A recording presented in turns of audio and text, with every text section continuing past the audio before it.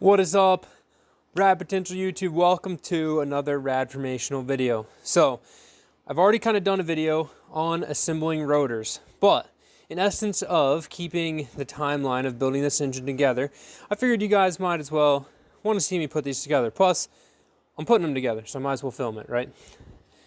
What we've got before us is a 13B REW. Here's the rotor, okay?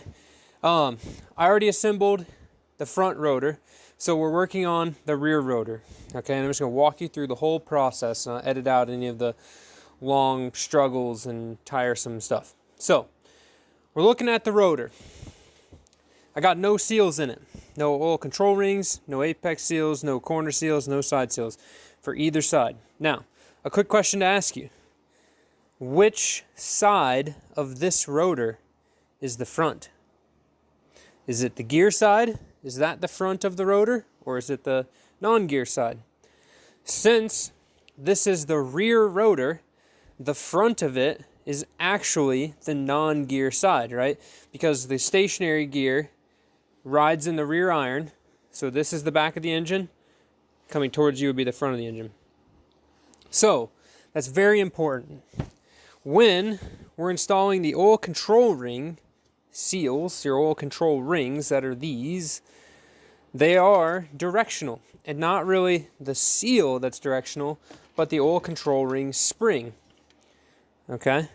So, some of y'all noticed, which I won't walk over there and show you because my camera's actually on the charger right now, is that I have a little rotary engine quick tips thing that I made. Okay, I just took some screenshots literally from the service manual PDF, pasted them into PowerPoint, and printed it out and put it on my wall. Reason being, those are the things I needed to know most often when building rotary engines. One of them being the direction of your oil control ring spring.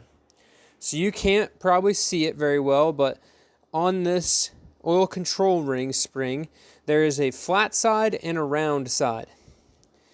When you hold the oil control ring spring in your left hand, okay, left hand, and the round side is in your left hand, and the round side points down in your left hand, that means that this spring goes on the front of a rotor, okay? So left, round, down is front. Now, you might think too, for the rear ones, if you hold it in your right hand and the round side points down, that means that that is a rear oil control ring spring. Now, if you buy new oil control ring springs from Mazda, they are painted. You can see that that one has white paint on it, that is a front, and this one has blue paint on it, that is a rear. But they're not always like that, especially if you're reusing these in your rebuild. So fun fact. Now, since we're working on the front of the rear rotor, we need the white one, left side, round, down. Within the oil control ring grooves, there is a little dot. Okay, it would be really hard for me to show you this. So there's a little dot down in there. The round edge of the oil control ring spring needs to seat into that dot such that the oil control ring can't spin. Okay, so we're going to go ahead and drop these in. And you can test that they don't spin with a simple little screwdriver or something. Drop this in there. You'll see that it hits. You can grab the side that sticks up, put gentle pressure on it, and make sure that it doesn't spin around. So here you can see the little edge. Oil control ring is prevented from spinning by the dot. So we're going to put the other one in. I coat these things in oil while they sit in order to keep the flash rust off of them, especially down in these little grooves. And it just kind of attracts, you know, some dust and grime and stuff.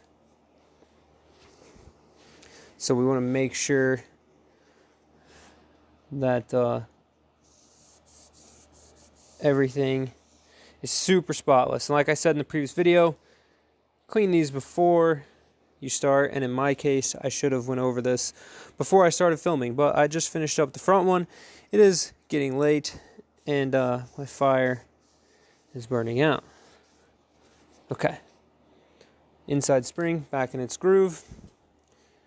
Outer, find the dot. These dots don't line up, okay? And there's generally I'm pretty sure it's in all of them. There is 2 dots in every oil control ring groove. They don't line up with each other, inners and outers. They're just opposite, so I haven't had an issue just hitting them, so I just put them in the dots. So once those are good, you can kind of set your rotor to the side just a little bit, because we got to do the next step, which involves this bowl of oil and assorted parts. So these are non-directional, the casings. They can go on the front or the rear side. The spring's the only part that's directional. Down in this small vat of oil, we have the actual O-rings. Coat these in oil, guys. Will help you out a ton. There's 2 sizes, a big one and a little one. The little ones go on the outside, the big ones go on the inside. It is really hard to get these in. You're going to see me struggle through this, but honestly, I wish I could watch you do it for the first time, because this is kind of a pain in the butt, and I kind of have my own little method to just rolling these seals inside the groove. Boom. In there. So you got to do that 4 times. This one is a small one, which you can see is on the outside. And we're just going to loop that in there like that.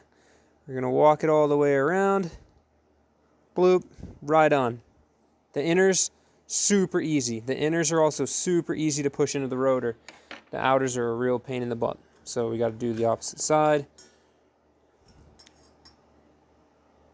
Oh, I got the wrong rubber there. Let's grab the right rubber. My hands are going to be covered in oil. Trying to keep you entertained so I don't have to edit out this slowness. Let's do this part. So comment below, guys, if you have never rebuilt a rotary engine, but you're gaining confidence in wanting to do it yourself. I know a lot of you probably haven't ever messed with the inside of a rotary. I hope more of you have. But what I do hope with these videos is that you guys get comfortable enough to feel confident that you can do it yourself. Save you the headache. Trust me, guys, you won't get it perfect the first time you build your own rotary engine, but it's not that hard. So you can see here, this one really isn't liking to fit in there. It's got the little S pattern going on, which will make it tough to get these into the rotor. Okay, we'll do away with the oil. We'll wipe my hands off, even though they're just going to get oily again. And we're going to move to this rotor. Okay, so got the rotor back in front of us. You're going to notice I don't have the rotor on my stand. I just have it on this little cloth because this requires some Schwartz. All right, like from Spaceballs. So on your oil control ring, there is a little groove, which this is going to be really hard for you to see because I don't have a super zoomed up camera, but there's a little groove in it. Oh, there you go, right here. 2 of them actually, opposite each other. That groove needs to line up with the protruding edge of the oil control ring spring. Okay, so you're going to put that groove on that edge, and that holds the spring in place, which then holds this piece, the casing, and prevents it from spinning on the rotor. Okay, so you just want to eye it up. We're going to do the outer one first because that one's more of a pain in the butt. So we line that groove up, and we're going to push this down into the rotor. This is where this gets really hard. Also, fun fact / tip, okay? When you go to do this, all right, and you're pushing down on this thing really hard, like Mr. Incredible, really hard, okay? Do not, I repeat, do not take your thumb and slide it along the seal. I did that on the inside of the rotor, not on this seal. The edge of this oil control ring seal is super sharp, and it will cut you like a sharp knife, the sharpest knife in the drawer, literally. It'll dice you right open. So now's the time you got to push this whole thing down in here. And I'm going to fast forward through this. This is going to be a mess. One of the tips that I will give you, find a nice block of wood, or in my case, the wooden handle of my rubber mallet. Sometimes you need 2 things. I have another hammer handle right here. And you're effectively going to use these to apply a much greater point force to be able to push this thing in all the way around. This is literally a big pain in the butt. If you have an easier way to do this, I want to know, because this is a pain. This is the hardest part of assembling an engine for me, more so because of the physical effort that it takes to like get this thing to just stay in here. It just always likes to pop back out. Drives me up the freaking wall, dudes. The front rotor means I struggled on that. So you get this thing down in here, and we're seated. Nice and tight, like a tiger. Okay. Now for the inner ones, same thing. There's a groove on these. Little groove, you want to line that up on the protruding edge of your spring. Make sure your spring is still locked in place. Now I've heard some people say that they don't get super crazy about lining these up, but because when the motor turns, if the spring and the seal aren't lined up, the squeezing pressure plus where the things are will automatically make it line up. However, I've always lined them up, no matter what. And what that does gives me a nice peace of mind that I know it's installed straight.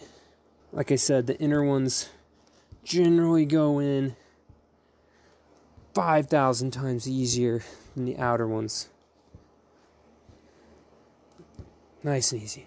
And you'll be able to see too, guys, these are spring loaded. Like I said, they've got those springs under there, so they should move up and down reasonably freely, but there is a rubber seal in the way. It can get a little tricky, like around DMC. So we're gonna flip this thing over, rest this into our cloth here, and do the same thing for this side.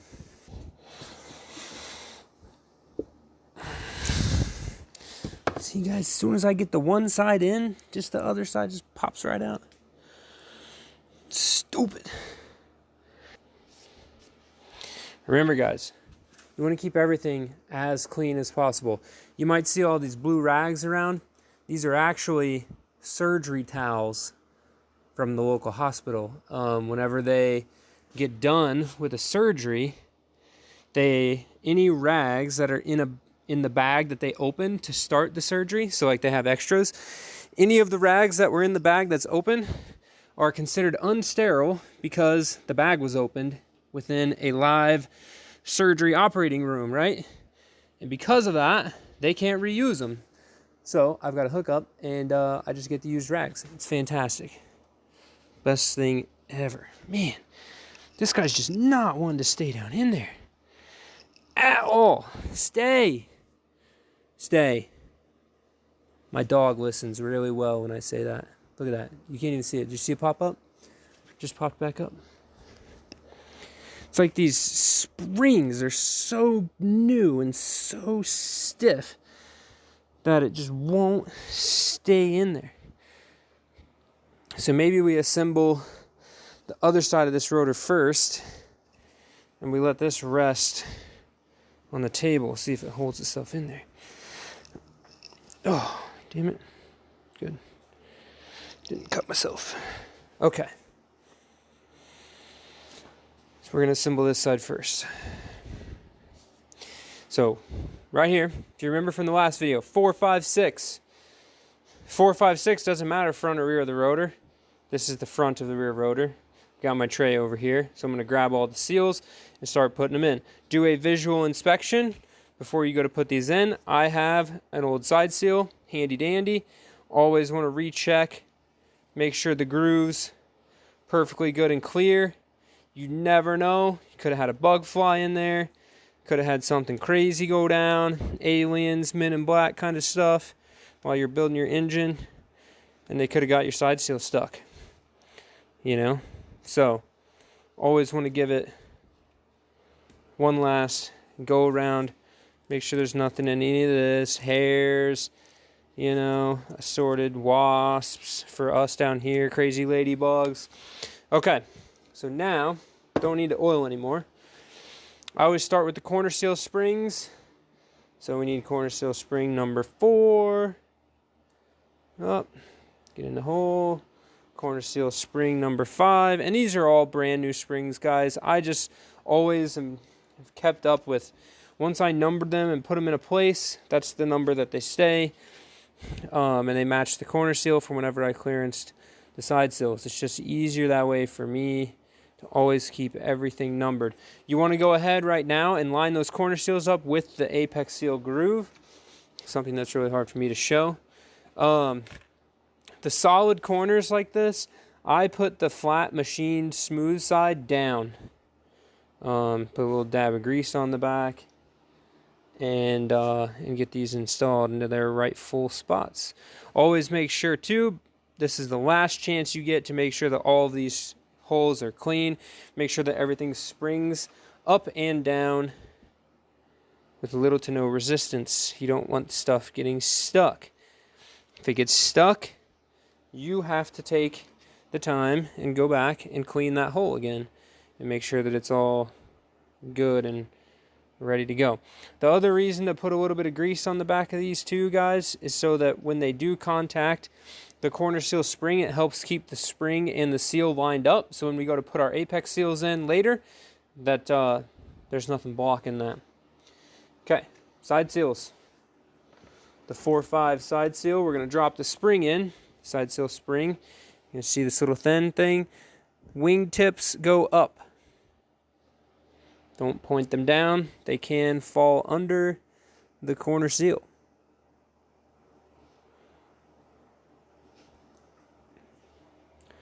Slide that over just a wee bit. Our lovely snug fit corner seals. The other thing I like to check is the corner seal, side seal. The edge of the side seal, always want to make sure that the edges are springy and don't get stuck. That's a real common place for them to get stuck. Generally the middle is always pretty good, but always like to just check the edges real quick. Make sure they don't get stuck down. Once you get the side seals in, I like to go ahead and just grease the corner of this like so. And what this does is it keeps the side seal from falling out when we go to flip the rotor over. Side seal spring, side seal number 5, 6. You know, and there's, like I said in the previous video, talking about preparing all this stuff, there's plenty of different substances you can use. I tend to just use this grease because it's what I have on hand, and it works substantially well. All of this stuff will burn off in the first fire up anyways.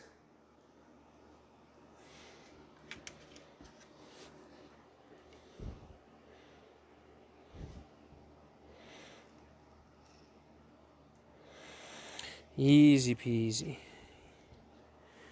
Easy peasy, guys. See, this is definitely something you guys can do yourself. If you don't feel confident, rewatch the videos. There's plenty of other build your own rotary engine videos out there too. It's really kind of, you know, my reasoning for not doing it the last few times, but get enough people asking, might as well do one for y'all. You guys enjoy it. Enjoy my banter, chatting with myself. Okay, so we've got this side installed and ready to go. So we're going to put this thing on my handy dandy custom stand that I've acquired. This right here, what you're seeing in front of you, this thing, literally is the end to a roll of paper, okay, for like a big plotter, like a printer. And I just use it because whenever I sit the rotor on it, like so, the opposite side seals now don't touch anything, thus allowing me to assemble this side of the rotor. So, same process. Visual, quick inspection, all the holes, make sure everything's clean. Look at that, oil control ring staying down. Make sure there's no junk in any of these. Like I said, typically your last chance to do this. Once you assemble these rotors, they're ready to go in the engine. I prefer to do just because I work in the evenings after regular day job work, I prefer to assemble the rotors the day before I'm going to stack the engine, just because it's one less thing for me to worry about whilst I need to worry about stacking the rest of it. Charles likes to build the rotors in the engine, so he'll build half of the rotor on the workbench and then assemble the other half, so the upside, take the one and put it in, and then assemble the top side of the rotor actually when he's stacking it. So everyone, like I said, does it their own way. And at that point, it is what it is. Yes, it kind of wiggles around on here, so you can't really Schwartz it. We do have a Canon plotter, so I don't know if you have a Canon, but a Canon plotter, the rolls of paper we get come in a box, and that thing is in the end of the paper to hold it in the box when we get them in the mail at the engineering firm. Bada bing, bada boom. This is super tedious stuff, guys.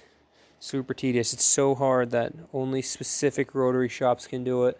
No competent engine builder could ever build a rotary engine ever. You know, piston engines. Comment below too. Quick question. How many of you guys have built piston engines but haven't built rotary engines? Be curious. Get a good poll of the crowd here. Check for my spring actions. Because I personally have built a couple small box Chevys. Haven't really worked on much LS stuff. My Corvette I bought because I didn't want to work on it. It's like the one car I own that isn't a project car. It's just a fun car to drive. And I honestly intend to not have to work on it. But I can if need be. See now, like guys, right here. That side seal kind of wanting to stick down. Just gonna see why is that. You know, it's not sticking down by a lot. It definitely is still springy. But I don't like that it's not as springy as all the rest. And when you push down on the side seal more uniformly, you know, in the middle, you'll get that feeling. I don't know if there's just some crud or a burr or something. And like I said, guys, it's still springy. It's just like not as springy as you really feel that it should be, you know? Once you build a few of these, you kind of know, get a good feel for where things like to sit. Okay. Good to go. 2 to 3, 3 to 4. Just assembling rotors. And the other thing too, I had a comment on the last video asking about assembling or clearancing side seals in the cold versus clearancing side seals in the warm. And when I was doing it in the video, it was like, I don't know, 40 something, 50 something out. I mean, it wasn't like freezing nuts cold, but it's Tennessee. It doesn't exactly get super cold. But anyways, just getting distracted by my work here. Anyways, I'm going to say, I don't think that the amount of thermal expansion that you're going to see from somebody who builds an engine in, say, a 60-degree shop to a 40-degree shop to, like, if it's like 20 degrees outside, that stuff's going to contract up, right, when it's cold. So your clearance would be bigger, right? So, I don't know. Take that for what it's worth. I didn't ever really think about that.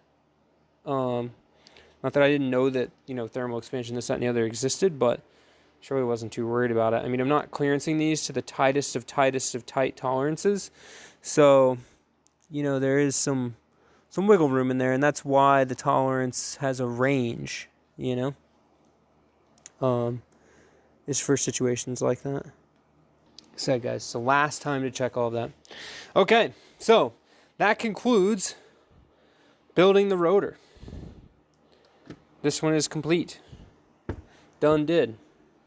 Prior to putting the rotor in the engine, I'm actually going to take, which I have one up here, maybe, I have a 2 mil? Yeah, okay.